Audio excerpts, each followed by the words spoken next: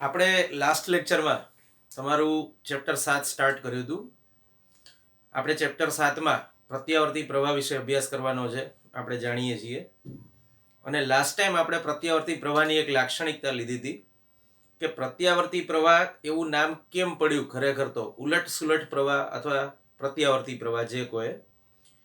તો આપણે એવું જોયું હતું કે એનું મૂલ્ય સમય સાથે બદલાતું જાય છે, પ્રવાહ અને વોલ્ટેજ બંનેનું. અને આપણે બંને માટે વાપરીએ છીએ શબ્દો એસી પ્રવાહ અને એસી વોલ્ટેજ, ગુજરાતીમાં પ્રત્યાવર્તી પ્રવાહ અને પ્રત્યાવર્તી વિદ્યુત સ્થિતિમાન. તો આપણે એવું જોયું કે એનું મૂલ્ય દરેક ક્ષણે બદલાય છે અને જોડે જોડે નિશ્ચિત સમયાંતરે એની દિશા પણ ઉલટાઈ છે. બીજી રીતે કહીએ તો આપણે એવા પ્રવાહ કે વોલ્ટેજ મેળવ્યા કે જેના મૂલ્યો સાઇન વિધેય અનુસાર બદલાતા હતા. વધુ પ્રિસાઇઝલી કહીએ તો કોસાઇન વિધેય અનુસાર. તો મતલબ સાઇન પણ હોઈ શકે, કોસ પણ હોઈ શકે. આપણે જે ઇક્વેશન લખ્યું હતું એવું હતું, v બરાબર vm sin omega T voltage માટે, પણ સાઇનના બદલે કોસ ઓમેગા ટી પણ હોઈ શકે છે. હવે આ પછી આપણે ખાલી અવરોધવાળો એક પરિપથ જોયેલો અને એને એસી વોલ્ટેજ લાગુ પાડીએ ત્યારે શું થાય એ આપણે જોયેલું.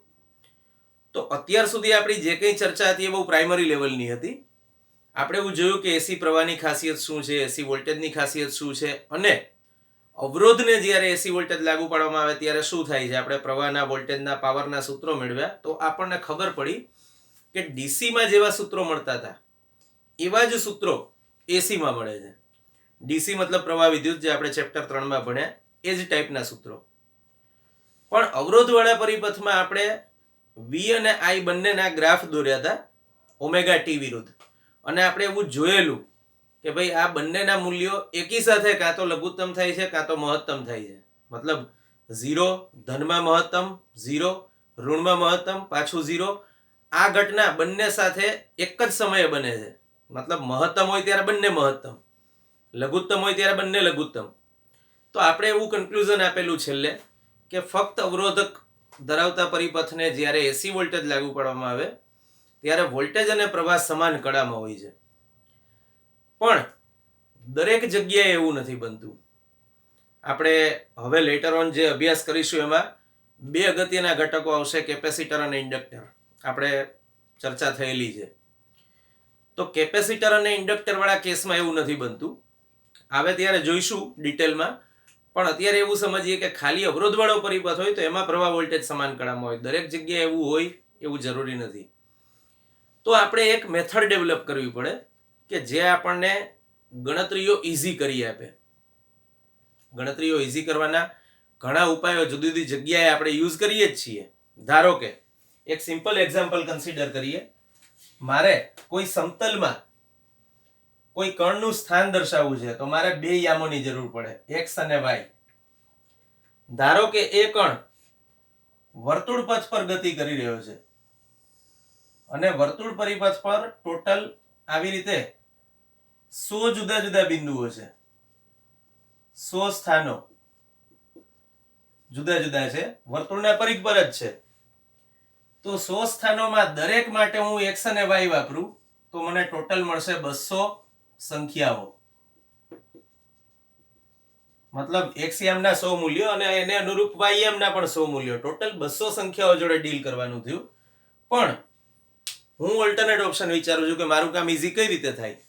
તો હું એના માટે બીજી એક સિસ્ટમ યુઝ કરું છું કે ધારો કે મેં એક સંદર્ભ અક્ષ નક્કી કરી નાખી. હવે વર્તુળની ત્રિજ્યા તો નિશ્ચિત છે, એટલે આ અંતર r હશે, અથવા વર્તુળ પરનું આ સ્થાન દર્શાવો તો એ પણ r હશે, વર્તુળ પરનું આ સ્થાન દર્શાવો તો આ પણ r જ, એ જ રીતે આ પણ r જ. તો આ બધા r તો બધા સ્થાન માટે સમાન છે. તો હવે મારે જે વિચારવાનું રહ્યું ને એ ખાલી આ અક્ષની સાથે રચાતો ખૂણો. કણ જ્યારે અહીંયા હોય ત્યારે આ અક્ષ સાથે રચાતો ખૂણો ધારો કે θ1 છે. પછી જ્યારે અહીંયા પહોંચે આ દિશામાં ગતિ કરતો કરતો ત્યારે ધારો કે આ સ્થાન, કોણીય સ્થાન θ2 છે. આવી રીતે જુદા જુદા 100 સ્થાન છે. તો 100 સ્થાન માટેના એક એક ખૂણાનું મૂલ્ય હું ગણું તો મારે 100 મૂલ્યો યાદ રાખવા પડે એપ્રોક્સ. વર્તુળની ત્રિજ્યા તો અચળ છે એટલે એમાં કંઈ યાદ રાખવા જેવું છે નહીં. એકવાર દર્શાવી દીધી, વાત પૂરી. તો જોઈ શકો છો કે અહીંયા 200 સંખ્યાઓ હતી અને અહીંયા 100 સંખ્યાઓ થઈ ગઈ. તો તો આપણું કામ ઘણા ખરા અંશે ઈઝી થઈ ગયું એવું આપણે કહી શકીએ. તો આપણે શું કર્યું, ખાલી એક ઓફબીટ નવી પદ્ધતિ વાપરી સ્થાન દર્શાવવા માટે. આપણે જે કાર્ટેશિયન યામ પદ્ધતિ વાપરતા હતા એના બદલે આપણે જે વાપરી એનું નામ છે આર થીટા યામ પદ્ધતિ. તો આપણું કામ ઈઝી થઈ ગયું. એવું જ કંઈક આપણે વોલ્ટેજ અને પ્રવાહ માટે પણ કરીએ છીએ. આપણે એવું જોયું કે વોલ્ટેજ અને પ્રવાહના મૂલ્યો કોસાઇન વિધેય અનુસાર બદલાય છે. તો પછી આપણે એની સદિશ સ્વરૂપે રજૂઆત કરીએ તો કામ ઈઝી થઈ શકે. સદિશ સ્વરૂપે રજૂઆત કઈ રીતે કરવાની, સદિશો કઈ રીતે દોરવાના, એ બધી આપણે હવે ચર્ચા કરીશું. પણ આપણે જે વોલ્ટેજનું સમીકરણ લખતા હતા Vm sin omega t, V બરાબર Vm sin ઓમેગા t, એને હવે આપણે સદિશ સ્વરૂપે દર્શાવીએ છીએ. મતલબ કે લખીએ વેક્ટર v. અને એ જ રીતે I બરાબર આપણે સમીકરણ લખ્યું હતું Im sin ઓમેગા t,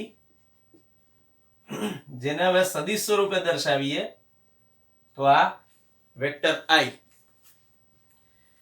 યાદ રાખવાનું કે આપણે વોલ્ટેજ અને પ્રવાહ બંને અદિશ હોવા છતાં એની રજૂઆત સદિશ સ્વરૂપે કરી છે. ખાલી આપણે જાણીએ છીએ વિદ્યુત સ્થિતિમાન V અદિશ છે, વિદ્યુત પ્રવાહ I પણ અદિશ છે. પણ જો એને સદિશ સ્વરૂપે વિચારવામાં આવે તો આપણું કામ ઈઝી થઈ જાય છે. એટલે આપણે એને સદિશોના સ્વરૂપમાં દર્શાવ્યા. તો આ V અને I અદિશોની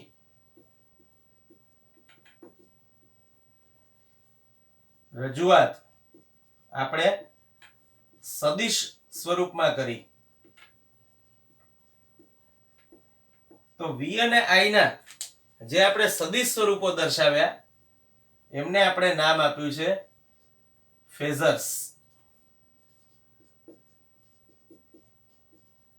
જે આપણો અત્યારનો ટોપિક છે. ફેઝર, બહુવચનમાં ફેઝર્સ. ફેઝર એ ખરેખર એક એવો સદિશ છે કે જે V અને I અદિશોને સદિશ સ્વરૂપે દર્શાવે છે. અને આ સદિશ જે આપણે વિચાર્યો એ ઉગમ બિંદુની આસપાસ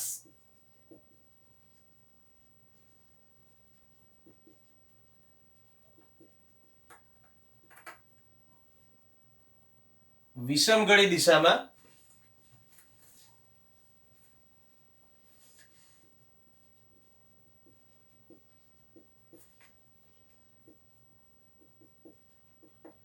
ઓમેગા જેટલી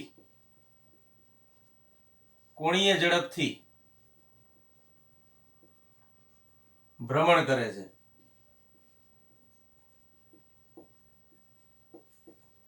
આપણે બહુ સરળ કિસ્સો લીધો છે હાલ પૂરતો કે જેમાં ખાલી અવરોધ અને એને લાગુ પાડેલો એસી વોલ્ટેજ છે. લાસ્ટ ટાઈમ આપણે જે પરિપથની ચર્ચા કરેલી ફક્ત અવરોધકને લાગુ પાડેલો એસી વોલ્ટેજ, એના માટે ધારો કે હું ફેઝર્સ દોરું છું. તો ફેઝર્સની પહેલી તો ખાસ બાબત યાદ રાખવાની છે કે વિષમગળી દિશામાં ભ્રમણ કરે છે. વિષમગળી દિશામાં ભ્રમણ કરે છે મતલબ કે તમે જે એમ કહો કે ફલાણી વસ્તુ ફલાણા કરતા આગળ છે, ત્યારે આપણે જનરલી સમગળી દિશા વિચારવા ટેવાયેલા હોઈએ. પણ યાદ રાખવાનું કે આગળ છે મતલબ આ દિશામાં આગળ છે. ભ્રમણ એન્ટી ક્લોકવાઇઝ એટલે કે વિષમગળી દિશામાં થાય છે. તો આ મુદ્દો આપણે જ્યારે કેપેસિટર અને ઇન્ડક્ટર લઈશું, કેપેસિટર ઇન્ડક્ટર વાળા પરિપથમાં ફેઝર્સ દર્શાવીશું, ત્યારે બહુ અગત્યનો રહેશે. એટલે આ આમ જુઓ તો બેઝિક માહિતી છે જે ફેઝર્સનો અભ્યાસ કરતા પહેલા તમને ખબર હોવી જરૂરી છે. હવે મેં કીધું એમ હું આ બંનેના ફેઝર્સ દોરું છું, V અને I ના. તો આપણે એવું જોયેલું કે V અને I નો ગ્રાફ આવો મળે છે. આપણે મૂલ્યો વિરુદ્ધ ઓમેગા ટી નો ગ્રાફ જે જોયેલો એ ગ્રાફ આવો કંઈક હતો. ધારો કે હું સરળતા ખાતર એ ગ્રાફ અહીંયા દર્શાવું છું. તો આપણે એવું જોયેલું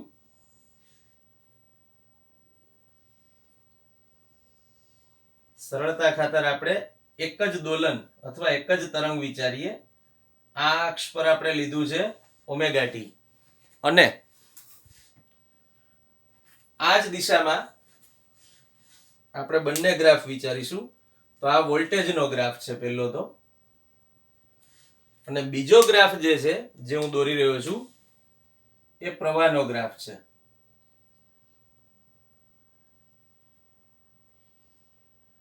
જોઈ શકો છો બંને એક જ સાથે એક જ સમયે મહત્તમ થાય છે. અહીંયા પણ એ જ રીતે, અને અહીંયા બંને એક સાથે એક જ સમયે 0 થાય છે. એઝ વેલ અહીંયા પણ 0 થાય છે એક જ સમયે, અને અહીંયા પણ એક જ સમયે 0 થાય છે. તો સાદી રીતે કહીએ તો આપણે આવું લખેલું કે આ V નું મેક્સિમમ મૂલ્ય હતું Vm, અને આ હતું I નું મેક્સિમમ મૂલ્ય જેને આપણે કીધેલું Im. આપણે ઓમેગા ટી ના જુદા જુદા મૂલ્યો લીધા હતા. એમાં આ મૂલ્ય હતું 0, પછી અહીંયા હતું પાઈ, અહીંયા હતું 2 પાઈ, આ હતું 3 પાઈ બાય 2,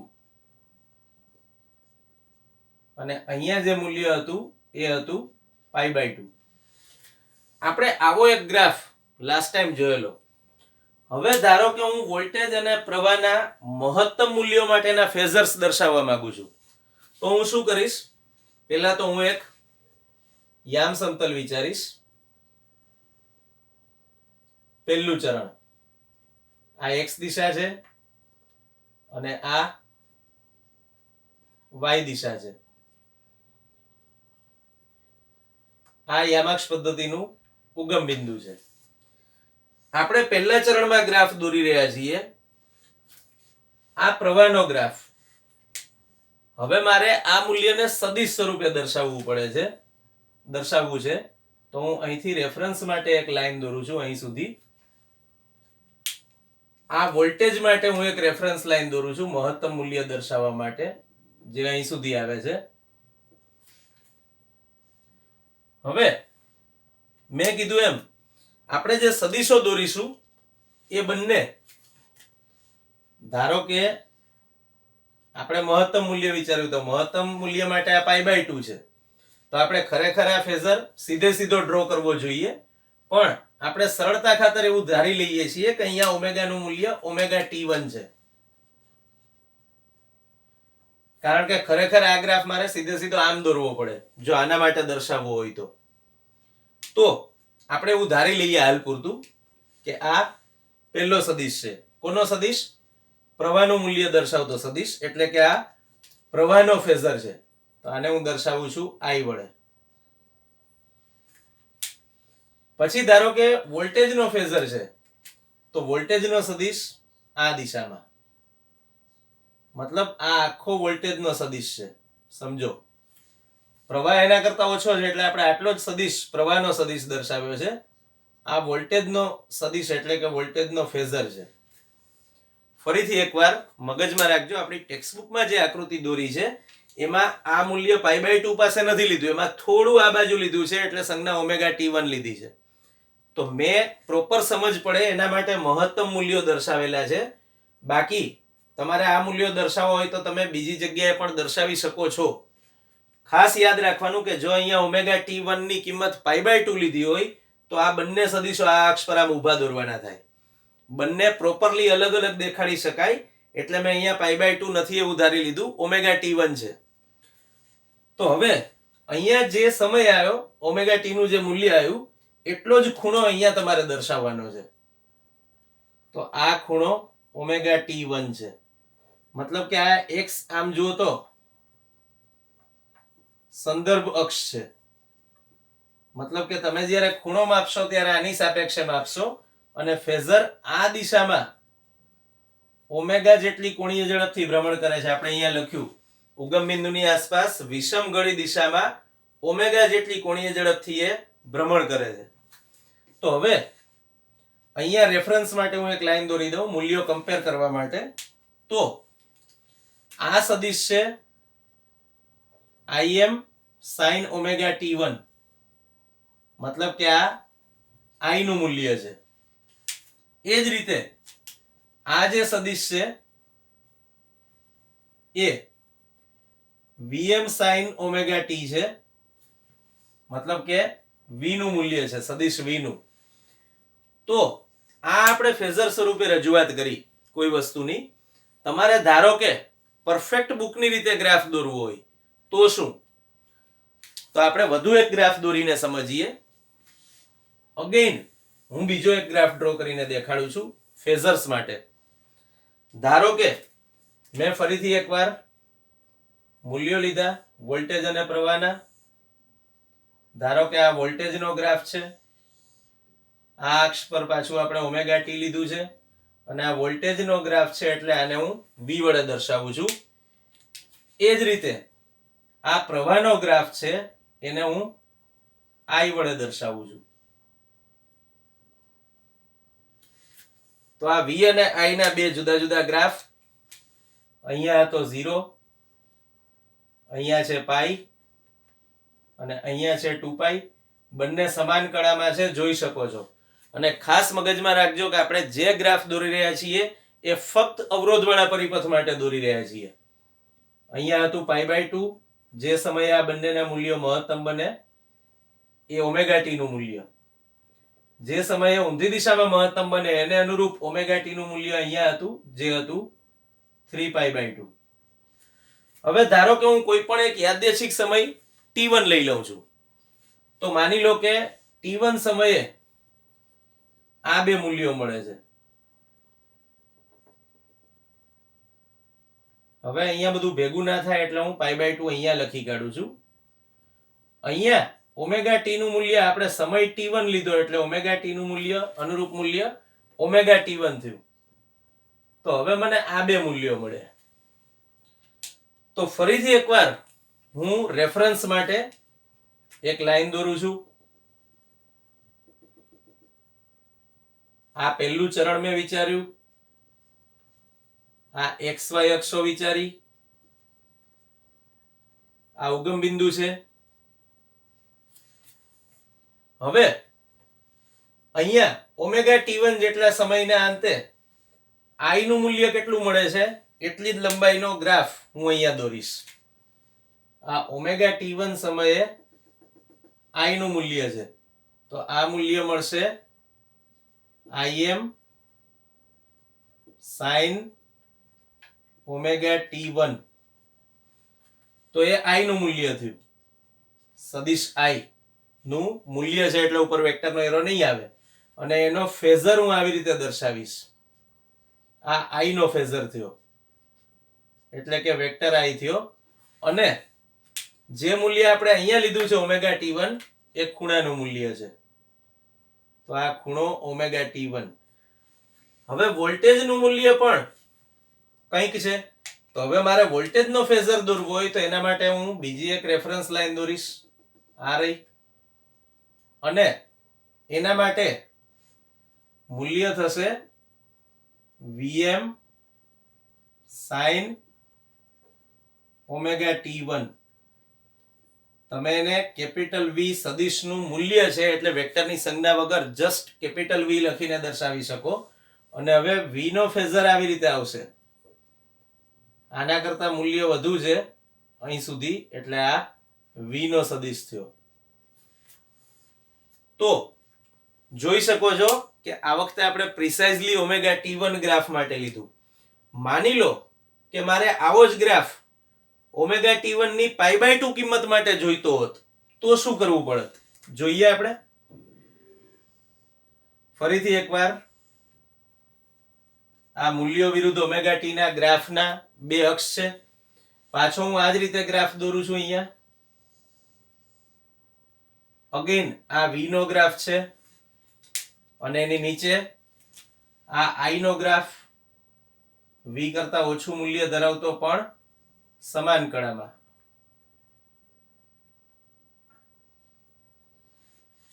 ફરીથી એકવાર અહીંયા હું 0 લખીશ. આ છે પાઈ, આ છે 2π. મતલબ ઓમેગા ટી ના અનુરૂપ મૂલ્યો છે આ. જે સમયે બંને એક સાથે મહત્તમ બને ધન દિશામાં એ π/2 અને ઋણ દિશામાં એક સાથે મહત્તમ બને એ 3π/2. અને પ્રવાહનો ગ્રાફ રેડ છે એટલે અહીંયા હું રેડ અક્ષરે I લખું છું ધ્યાનમાં રહે એના માટે.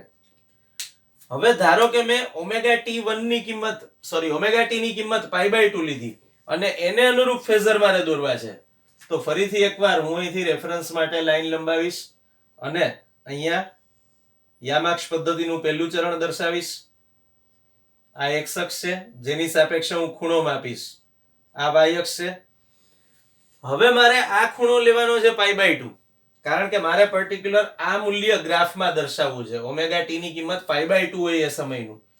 તો દેખીતી વાત છે અહીંયા મારે ઓમેગા T1 સમયનું મૂલ્ય દર્શાવવું હતું, તો મેં x દિશા સાથે વિષમગળી દિશામાં રચાતો ખૂણો ઓમેગા T1 લીધો. હવે મારે π/2 વાળું મૂલ્ય દર્શાવવું છે, તો વિષમગળી દિશામાં x સાથે π/2 એટલે આ દિશા થઈ.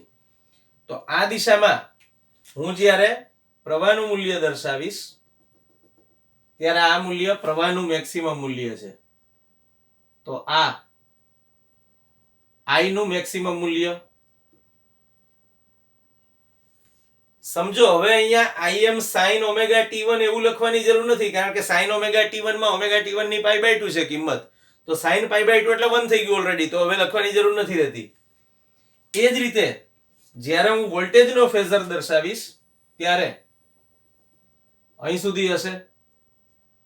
આ આખો વોલ્ટેજનો ફેઝર છે અહીંથી અહીં સુધી, એટલે આ ફેઝરનું મૂલ્ય થશે Vm.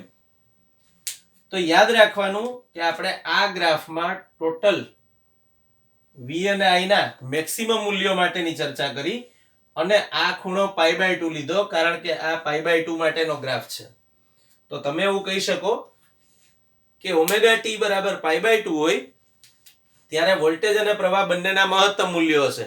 પાછું અલગથી જેમ અહીંયા કર્યું હતું એવી જ રીતે અહીંયા દર્શાવવું હોય તો હજુ દર્શાવી શકો છો. મેં મૂલ્યો અહીંયા જ લખી નાખ્યા, અથવા તમે આવું પણ કરી શકો. અહીંયા I લખો કે આ પ્રવાહનો સદિશ છે એવું દર્શાવવા માટે.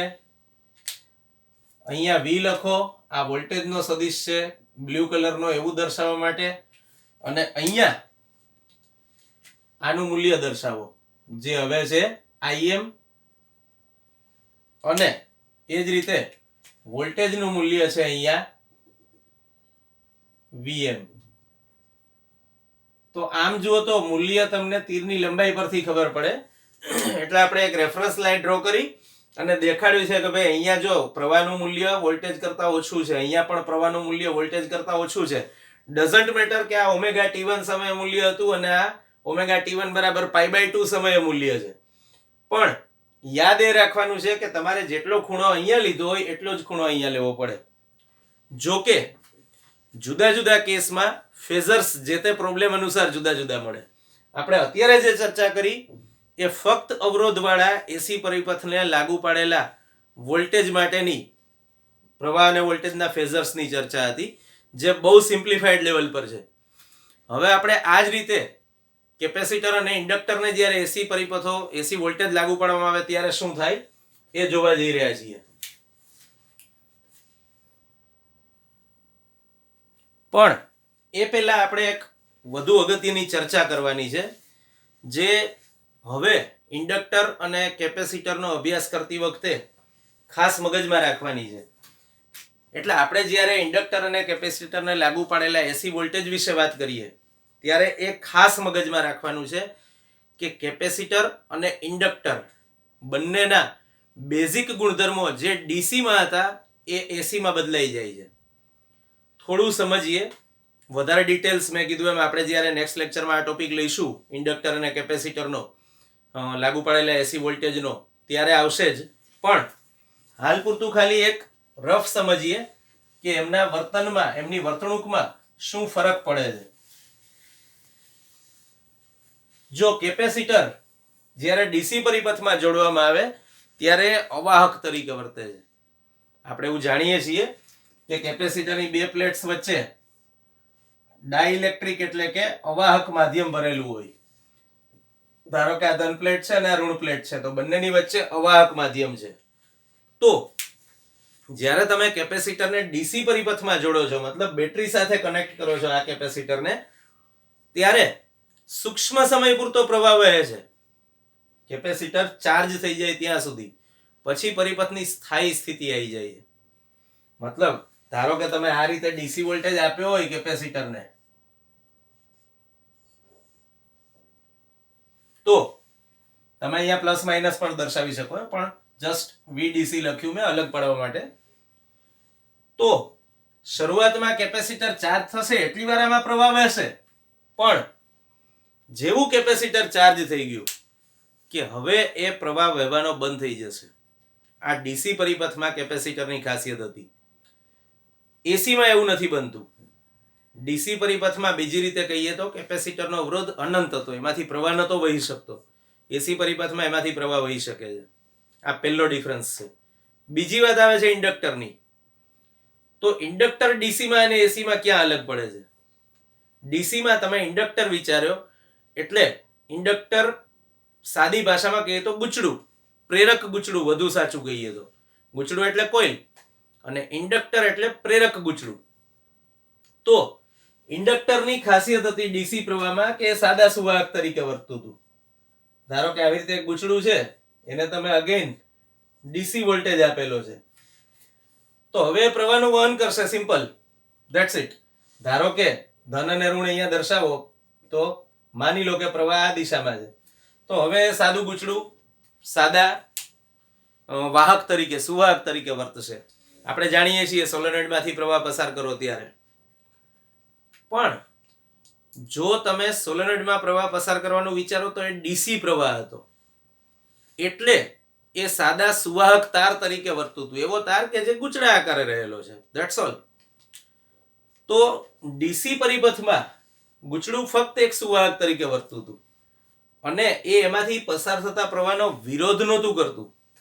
જ્યારે એસી પરિપથમાં આપણે હમણાં જ્યારે ઇન્ડક્ટર ભણીશું ત્યારે તમે જોશો, મીન્સ નેક્સ્ટ લેક્ચરમાં, કે ઇન્ડક્ટરમાં જ્યારે પ્રવાહ વહે ત્યારે એસી પ્રવાહ હોય. તો એસી પ્રવાહની ખાસિયત છે કે દરેક ક્ષણે મૂલ્ય બદલાય. તો ઇન્ડક્ટરની પણ ખાસિયત બદલાઈ જાય છે. ડીસી પ્રવાહ અચળ હતો, ઇન્ડક્ટર એને સિમ્પલી વહન કરતું હતું, વાત પૂરી થઈ ગઈ, ગુચડું. પણ જ્યારે એસી પરિપથ હોય ત્યારે ઇન્ડક્ટર શું કરે છે? એસી પરિપથમાં એસી પ્રવાહ અને એસી વોલ્ટેજના મૂલ્યો દરેક સમયે બદલાય છે. તો ઇન્ડક્ટરની એ બેઝિક ખાસિયત છે કે કોઈ પણ ફેરફારનો વિરોધ કરવો. બીજી રીતે કહીએ તો જો એમાં પસાર થતો પ્રવાહ વહેતો હશે તો ઇન્ડક્ટરે વધારાનો વિરોધ કરશે, વધતો હશે તો. જો એમાંથી વહેતા પ્રવાહનું મૂલ્ય દરેક ક્ષણે ઘટતું જ હશે તો ઇન્ડક્ટરે ઘટાડાનો પણ વિરોધ કરશે. તો આ બંનેનું બિહેવિયર, કેપેસિટર અને ઇન્ડક્ટર બંનેનું બિહેવિયર બદલાઈ જાય છે.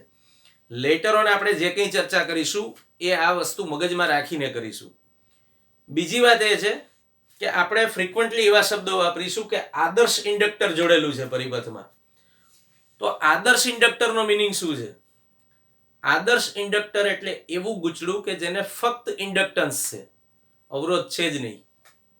વી નો કે આ ટાઈપનું ગુચડું મળવું શક્ય નથી. કોઈ બી ગુચડું ગમે એટલું સુવાહક હોય એનો થોડા ઘણા પ્રમાણમાં તો અવરોધ હોય જ, છતાં આપણે એવું કન્સિડર કરીએ છીએ કે એનો કોઈ જ અવરોધ નથી. તો એવા ગુચડાને તમે આદર્શ ઇન્ડક્ટર ગણી શકો છો. આપણે પ્રેક્ટિકલ અને ગણતરીની સરળતાઓ ખાતર એવું ધારી લઈએ છીએ કે અવરોધ રહિત ગુચડું છે. બાકી સંપૂર્ણપણે અવરોધ રહિત ગુચડું મળવું શક્ય નથી. જેમ આપણે લેતા હતા કે ભાઈ દળ રહિત દોરી તણાવ ગણવા માટે, તો દળ રહિત દોરી ક્યારેય મળી ના શકે. આપણે વિચારતા હતા દ્રઢ પદાર્થ જેમાં વિરૂપણ ન થઈ શકે, તો દ્રઢ પદાર્થ ક્યારે મળી નથી શકતો. આપણે સ્મોલ જી નું મૂલ્ય લઈએ છીએ અચળ 9.8, જે અચળ નથી, સૂક્ષ્મ પ્રમાણમાં બદલાય, ઊંચાઈ સાથે ઊંડાઈ સાથે બધા કિસ્સાઓ ભણી ગયા. તો અહીંયા પણ આપણે સરળતા ખાતર એવું લીધું કે ભાઈ ઇન્ડક્ટર છે, આદર્શ ઇન્ડક્ટર છે. જ્યાં ક્યાંય આપણે ચર્ચા કરીશું, જો સ્પેસિફાઈ ન કર્યું હોય તો ઇન્ડક્ટર આદર્શ ઇન્ડક્ટર છે એવું મગજમાં રાખીશું. તો બિફોર નેક્સ્ટ લેક્ચર આપણે એટલું કરવાનું છે, જે ફેઝર્સની ડાયાગ્રામ્સ મેં અત્યારે તમને દોરીને દેખાડી જુદા જુદા કેસમાં, એ પ્રોપરલી સમજવાની અને એ ફેઝર્સની ડાયાગ્રામ મગજમાં રાખજો. કારણ કે આપણે હવે લેટર ઓન ઘણી બધી ચર્ચા ફેઝર પર આધારિત હોય એ જ રીતે કરવાની છે. તો ફેઝરનો કન્સેપ્ટ ક્લિયર હોવો એક્સ્ટ્રીમલી જરૂરી છે. એટલે એટલું તૈયાર કરજો હાલ પૂરતું.